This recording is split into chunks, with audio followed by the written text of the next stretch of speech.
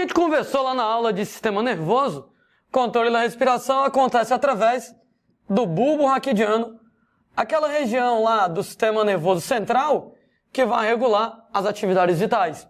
O bulbo raquidiano, ele promove na gente um ritmo respiratório de cerca de 12 incursões respiratórias por minuto. Quando eu falo em incursões respiratórias, quer dizer o movimento respiratório completo de inspiração e expiração, com, gente, um volume corrente de ar. O que é o volume corrente de ar? É o volume de ar que você puxa a cada respiração de meio litro de ar. Quer dizer, então, que o bulbo raquidiano promove 12 movimentos respiratórios por minuto e a cada expiração, meio litro de ar. Existem, gente, 3 fatores que vão regular o bulbo raquidiano em relação a controlar o ritmo respiratório. Lá vamos nós. Fator número 1, o teor de CO2 no sangue. Quanto maior o teor de CO2, detalhe, né, que a gente lembra novamente, que CO2 reage com água, formando ácido carbônico que dissocia em H+ e bicarbonato. O que quer dizer que quanto mais CO2, mais H+, e quanto mais H+, menor o pH. Quanto mais CO2, quanto mais H+, quanto menor o pH e ou quanto menor o teor de oxigênio, gente, tudo isso aqui estimula o bulbo. E uma vez que isso aqui estimula o bulbo, aumenta o ritmo respiratório. Quer dizer, então, 3 fatores mais importantes. Ô Landim, desses 3, qual é o mais importante? O teor de CO2. Na verdade, moçada, o teor de CO2 controla mais a respiração do que o próprio teor de oxigênio. Em outras palavras, o aumento do CO2 estimula o bulbo de maneira muito mais intensa do que a falta de oxigênio. Então esse estímulo aqui é o mais forte, depois esse, depois esse. De qualquer maneira, estimula o bulbo e aumenta lá o ritmo respiratório. Exemplo, gente, lá de situação onde você vai ter aumento do CO2, diminuição do pH, diminuição do oxigênio. O exemplo mais importante, inevitavelmente, é quando você tem lá atividades físicas, né? Quando a gente tem lá, gente, atividades físicas, que a gente vai lá aumentar a nossa taxa de respiração aeróbica, quanto mais respiração aeróbica, mais você libera CO2. E automaticamente o pH do sangue cai. Um quadro de acidose, você tem ainda que em atividades físicas você faz fermentação lática. Fermentação lática libera ácido lático. E o ácido lático vai diminuir o pH acidose. Pode notar que quando você está correndo, quando você está lá malhando, jogando bola, você está... Respiração ofegante, né? É aquela respiração curta e rápida. O que, aliás, é interessante. Porque se você está praticando atividade física e você aumenta o ritmo respiratório, 2 vantagens. Você elimina o CO2 mais rapidamente. Então, aumenta a eliminação de CO2. Segunda vantagem, você aumenta a captação de oxigênio. Ou seja, nesse caso, toda vez que você está praticando atividades físicas que aumenta o CO2, diminui o oxigênio, estimula o bulbo, aumenta a respiração, para você botar o CO2 para fora, para você captar o oxigênio de volta. Na verdade, ainda tem um terceiro benefício em relação a isso. Por que, por exemplo, lá, em dias quentes, o cachorro tá sempre com a lingona de fora, hein? O que acontece, gente, é que cães, eles praticamente não têm glândulas sudoríparas.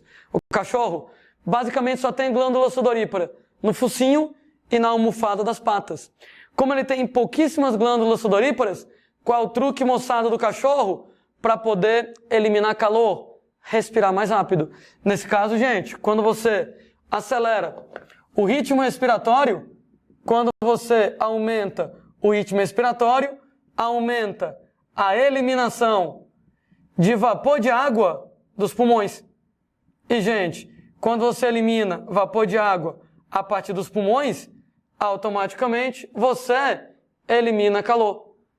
No que aumenta a eliminação de calor, automaticamente diminui a temperatura corporal, aqui nesse caso.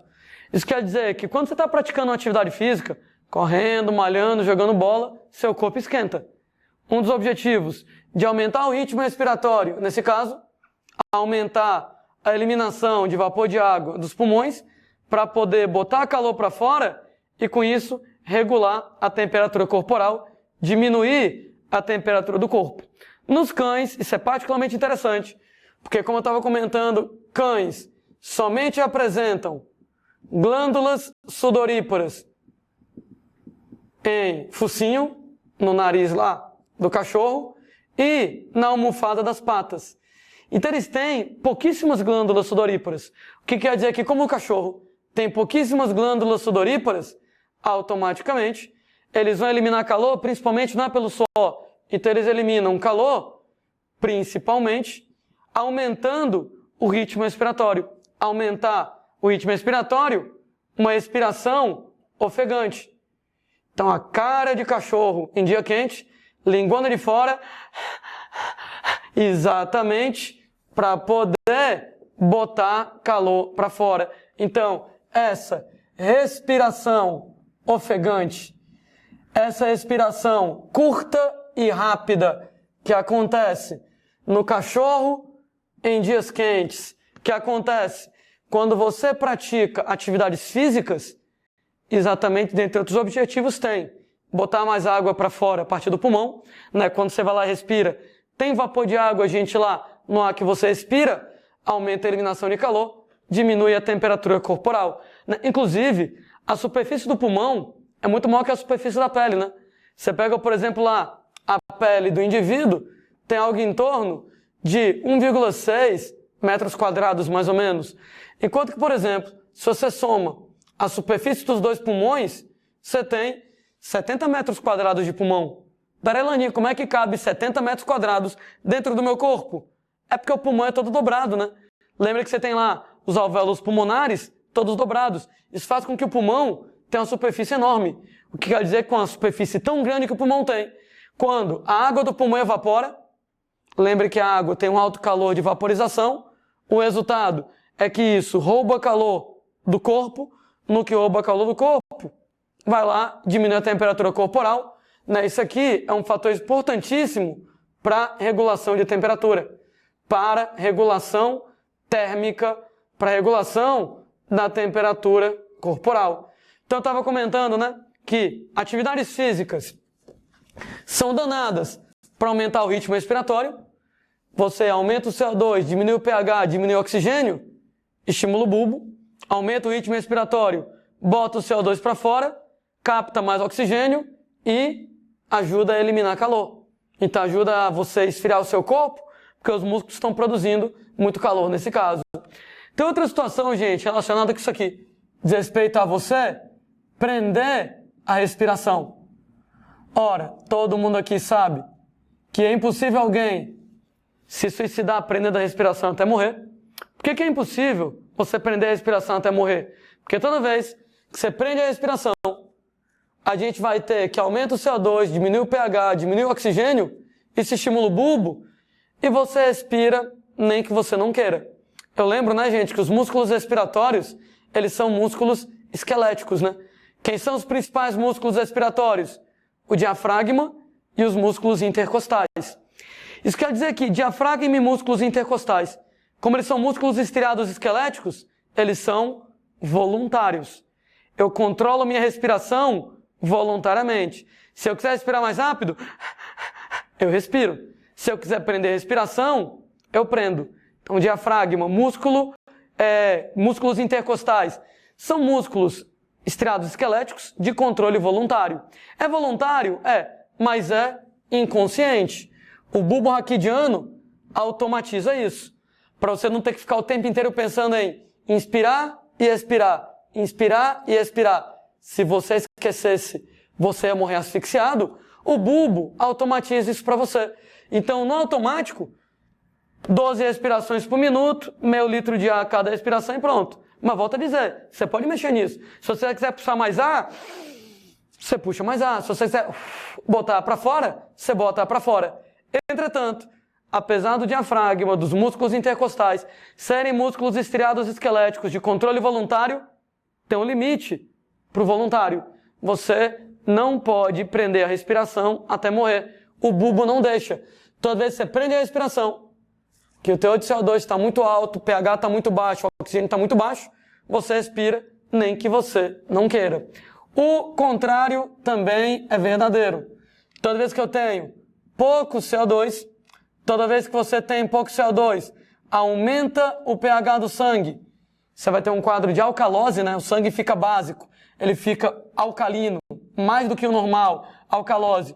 Ou então, quando aumenta o oxigênio, isso aqui tudo, gente, inibe o bulbo. E uma vez que isso aqui inibe o bulbo, diminui o ritmo respiratório. Exatamente o contrário, né? Então, esses fatores estimulam o bulbo, diminui o CO2, aumentar o pH, aumentar o oxigênio, inibe o bulbo. Quando estimula o bulbo, aumenta o ritmo respiratório. Quando inibe o bulbo, diminui o ritmo respiratório. Sendo, né, gente, que exemplo de um fator que leva à alcalose. Fator que leva à alcalose, por exemplo, a respiração forçada. Quando a gente fala em respiração forçada, o nome elegante para isso é hiperventilação. Ora, quando a gente fala em respiração forçada, em hiperventilação, acontece, por exemplo, quando você sopra. Porque, gente, quando você sopra, você elimina muito CO2. Quando você vai lá e sopra, você elimina grandes quantidades de CO2. Quando você elimina grandes quantidades de CO2, ora, se tem muito CO2, o sangue fica mais ácido. Se tem menos CO2, o sangue fica mais básico. E dessa maneira, inibe o bulbo, diminui o ritmo respiratório. A maneira mais barata que existe para alguém ficar alombrado é hiperventilar. Né? Como é que hiperventila? Força a respiração, sopra muito, inspira curto, expira longo. Inspira curto, expira longo.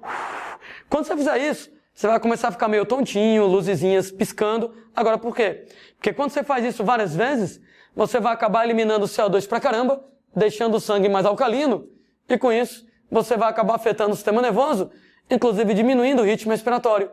Então não sei se alguém, de repente, foi inventar de soprar muito balão, né? Vou ajudar o meu amigo lá na festa de aniversário dele, soprar os balões de aniversário. Trocentos balões para você soprar. E às vezes você sopra tanto que você fica meio tontinho. Beleza, porque você está hiperventilando nessa situação. Então, todos esses fatores, destaque para CO2 e acidose, vão aumentar o ritmo respiratório. Todos esses fatores, destaque para o CO2 baixo e a alcalose, vão diminuir o ritmo respiratório. Eu estava comentando agora há pouco com vocês, né? Que você não pode prender a respiração até morrer. Não pode, cara, porque o bulbo não deixa, né? Se você vai lá e prende a respiração durante muito tempo, uma vez que você vai lá e prende a respiração durante muito tempo, o resultado é que acumula muito CO2 no sangue, o pH do sangue cai pra caramba, e com isso estimula o bulbo, e você respira, nem que você não queira, né? Você vai ter lá uma respiração involuntária. Então, no primeiro momento, a respiração é voluntária, excetuando esse caso aqui, excetuando essa situação de quando você tem CO2 demais. Isso aqui tem um efeito interessante em relação lá à medicina forense, né? Encontraram um cadáver numa piscina. O cara estava morto na piscina. Será que a causa da morte foi afogamento? Ou será que o cara estava na beira da piscina, morreu e já caiu morto na piscina? Será que ele morreu afogado? Ou será que quando ele caiu na piscina, ele já estava morto? Gente, é muito fácil de você saber disso. É muito tranquilo de você saber disso. Se o cara está se afogando, ele vai lá estar debaixo d'água, claro, lutando pela vida dele, e vai tentar prender a respiração para não morrer afogado. Gente, ele vai tentar prender a respiração o máximo que ele conseguir. Mas vai chegar uma hora que tem tanto CO2 no sangue dele, que está tão ácido, que estimula o bulbo, e ele respira, nem que ele não queira. Só que quando ele respira debaixo d'água, ele puxa a água para o pulmão e vai estar cheio de água no pulmão. Então, para o médico legista saber que o cara morreu afogado, tranquilo, está cheio de água no pulmão. Entretanto, Se o cara estava na beira da piscina, teve, sei lá, um infarto e já caiu morto na piscina, na última respiração da vida dele, ele puxa oxigênio, o pulmão está cheio de ar. Quando ele cai na piscina morto, tem ar no pulmão ainda, o que quer dizer que o ar não deixa a água entrar. O que quer dizer que o pulmão do cara não vai ter água dentro. Quer dizer então que se o médico pega lá o cadáver que estava na piscina, água no pulmão, foi afogamento. Não teve água no pulmão, então ele morreu fora da piscina, já caiu morto na piscina, o ar que estava lá dentro do pulmão não deixa a água entrar. Sendo que, Deus me livre, está lá alguém se afogando, né? E aí você resolve, obviamente, dar uma ajudada, né? E aí, para você ajudar, né, você vai fazer a famosíssima respiração boca a boca.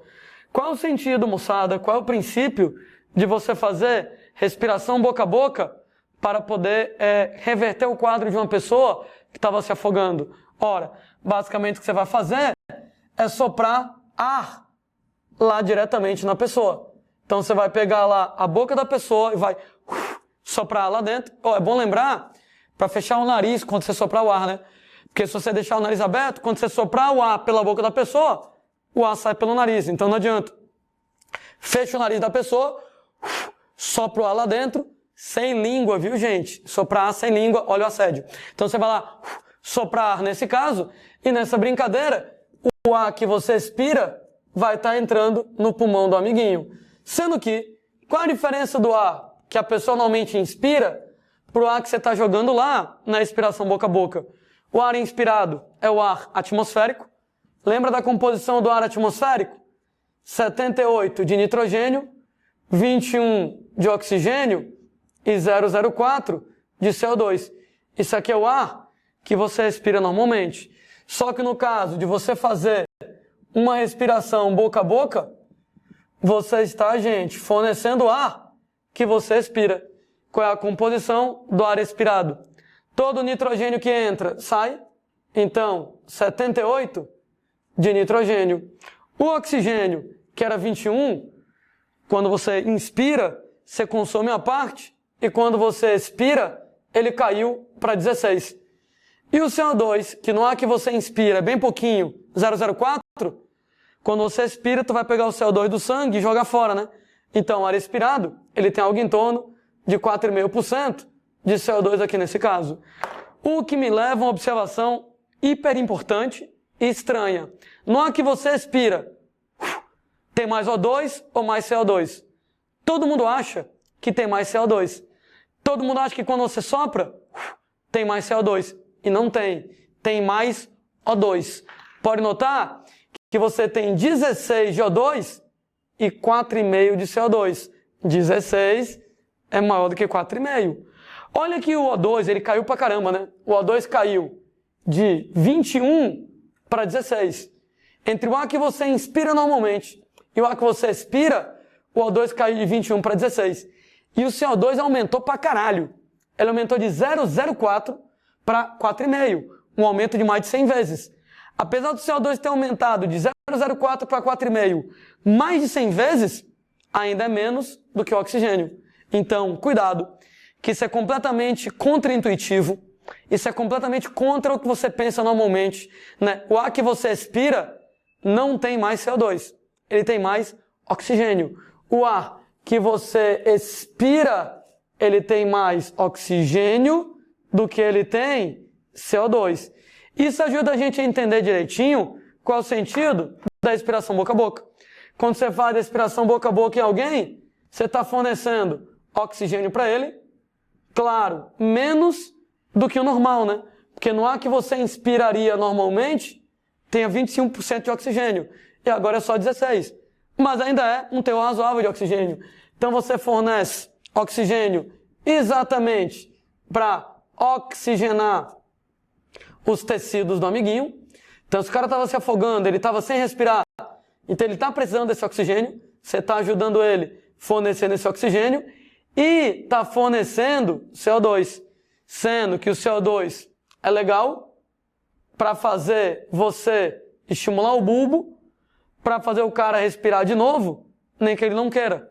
Ou seja, se o cara estava com uma parada respiratória, quando eu dou o CO2 para ele, estimula o bulbo para o cara voltar a respirar, para sair da parada respiratória. Então o CO2, para poder estimular o bulbo raquidiano e com isso, gente, reverter um quadro de parada respiratória.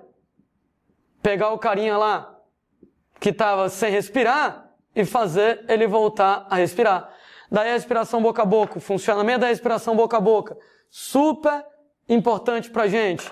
Tanto o oxigênio para oxigenar o tecido, como o CO2 para fazer o cara voltar a respirar, porque estimula o bulbo. Última historinha em relação a isso, né? Enquanto você estava na barriga da sua mãe, você respira pelo cordão umbilical. Todo mundo já deve ter visto, nem que seja lá na TV, no cinema, aqueles partos em que a moçada faz o parto dentro d'água. Que a mulher vai lá na hora do parto, né, bota o bebezinho dentro da piscina, e, gente, o bebezinho sai na piscina, morto de feliz, lá, alegre, nadando e etc e tal, e ele não morre afogado. Por quê? Porque ele respira pelo cordão umbilical. Então, enquanto o moleque está conectado à mãe pelo cordão umbilical, o moleque pode passar 10 anos na piscininha, tudo bem, exagerei um pouco, mas ele pode passar um tempão na piscininha, que enquanto o cordão umbilical estiver lá, ele continua respirando pelo cordão umbilical. Então ele continua nesse caso respirando pelo cordão umbilical. Então ele pode ficar debaixo d'água, porque ele não está respirando debaixo d'água, ar, né, brânquias. Pô, pelo amor de Deus, isso não existe. Ele respira lá pelo cordão umbilical dele. A mãe está fornecendo oxigênio. Entretanto, tirei o moleque. Quando eu cortar o cordão umbilical dele, ele deixa de receber oxigênio da mãe, ele deixa de eliminar CO2 pelo cordão umbilical.